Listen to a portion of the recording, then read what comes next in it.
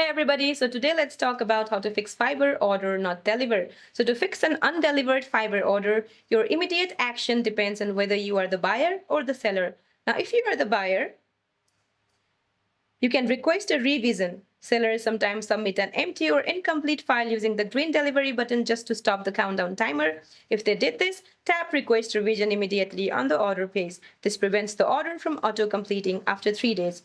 Now the next what you can do is check the resolution center. Go to your active order page and open the resolution center. You can formally ask the seller for a progress update or request to cancel the order. Now if the order is explicitly marked as late, you have the option to cancel it through the resolution center instantly. The funds will immediately return to your Fiverr balance. Now, if the order is somehow auto-completed without a delivery, or if the seller is completely unresponsive, open a ticket via the Fiverr Help Center.